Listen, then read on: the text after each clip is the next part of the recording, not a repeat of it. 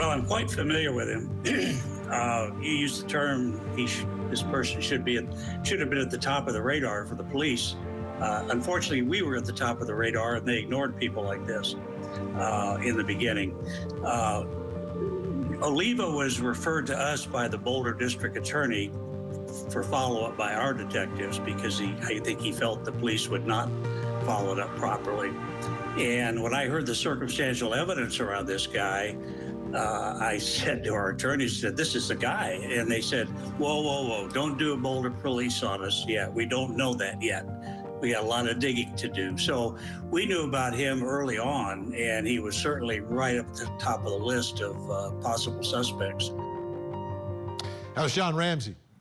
The last time we talked about this, and he said, hey, Gary Oliva was on the top of our list, but the Boulder police were focused on the Ramseys. Like, that's part of the history of this case. Here's what the Boulder police told us today. Because this is an active and ongoing investigation, I'm unable to answer any specific questions about this crime. That's a 27-year active investigation without a ton of activity. But there were prior statements, like in 2019, the Boulder Police Department said they were aware of Gary Oliva and has investigated his potential involvement in the case, including several previous confessions. The department routinely receives information on investigation. Information provided to the police department is reviewed along with the many tips and theories we receive. Right? So they know about him, but what's going on here? Let's bring back in our guests, Michael Vale, Jason Jensen, still with me. Jason, let me start with you. What are your thoughts tonight, right? You put all this together, handwriting experts, and it seems like they're pretty confident that this is consistent, that it could, in fact, be the same person. Right. Thanks, Vinny, for having us tonight. I mean, I know that Court TV has been covering this story for many, many years, and so we were excited to share the results of our one-year independent investigation thus far. So, yeah, when we learned of the similarities of Gary's handwriting, we thought this was significant in light of the fact that, you know, the handwriting of Patsy Ramsey was really instrumental in building their case against the Ramseys initially. So even though that the scaling was 4.5 or 5, which was a complete elimination or mostly eliminating for both of them, they still emphasized the Ramseys as being key to, you know, discovering what happened to JonBenét that night. But with such a low score in favor of Gary, we think we're onto something. And the only thing that they've ever said was in response to the 48 Hours Investigates episode was that DNA eliminated Gary in 2002. But what we know back then, their sole emphasis was the Ramseys. So we questioned in our investigation whether that was a sincere elimination of Gary by DNA. All right, Michael, and by the way, in these big cases, you know, I think you have to take law enforcement with a grain of salt. We learned that in the Delphi murders. The suspect who gets arrested, overlooked. They knew about him right from the beginning. The Long Island serial killer should have been an arrest within months in that case, but police were doing whatever they were doing there. So, you know, you got to take it with a grain of salt. So, Michael, I know you are involved in all this, and what's your list? Everyone that's watching is like, Vinny, will you let him give us the list? So, what's your list that you have for us tonight? Well, you know, number one is the direct evidence. You know, I've always known who killed JonBenét, and the fact is that phone call. That phone call, and my fact that I called the police the next morning, there's a record of that, and this is a documented direct evidence. Now, that right there, to me, here's how I feel. Everybody's saying there's a mystery about who killed JonBenét. But to me, that's not the mystery. The mystery is why Gary hasn't been arrested for this. Okay, let me go on to the circumstantial evidence for you, and thank you for a great program, by the way. Gary had the means, the access, the history, and the criminal history. Boy, he was on the run for, it's hard to say, you know, what he was doing to a little girl in Oregon.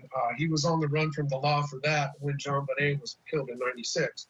Anyway, he had a fascination with knots in high school, with cords, knots. It's in his collages. It's in his artwork. Then also he attempted to strangle his own mother with a telephone cord. tried to kill his own mother and told her, hey, I should have killed you years before. And then, of course, we know how JonBenét was killed, unfortunately, with a cord. It's really tough to talk about. The proximity of Gary is what's really alarming here. We're not talking about somebody across town. We're talking about somebody right down the alley. Unlucky 13 houses. Very unlucky 13 houses down that same alley. And then when you look on Google Satellite, you can see how those trees cover that alley, and anybody can sneak through there unknown, undetected. Anyway, boy, that giving me goosebumps right now. 13 houses away.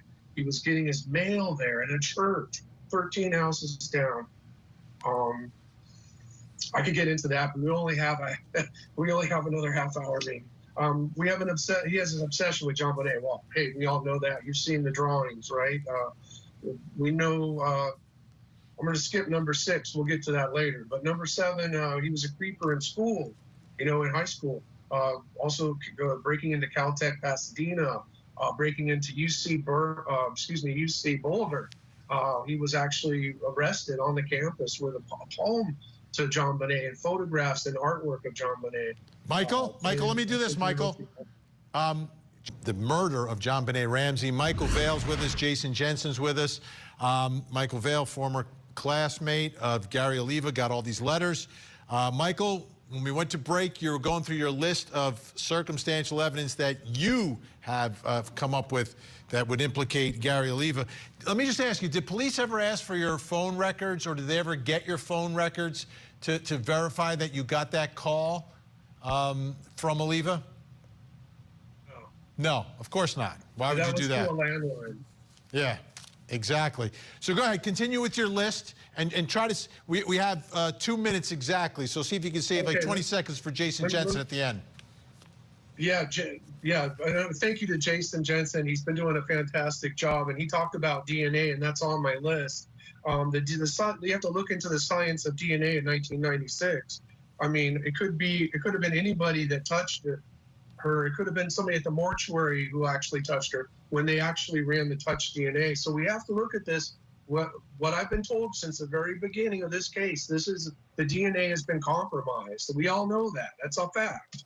Now, real quick, he broke into schools for art supplies, and she was killed with a paintbrush from Patsy art room.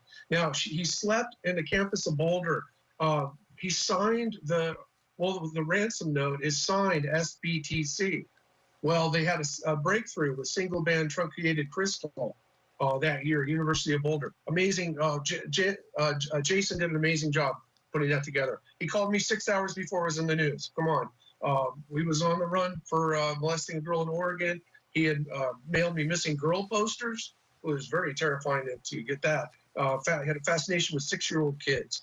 I don't know why he locked into 6-year-old kids, but the eyeballs on forks. Now we take the digital spin. He's a cannibal. I guess if you eat human skin of a child, I guess that would make you a cannibal. So he's confessed to me on a prison interview phone call that he tasted children's skin.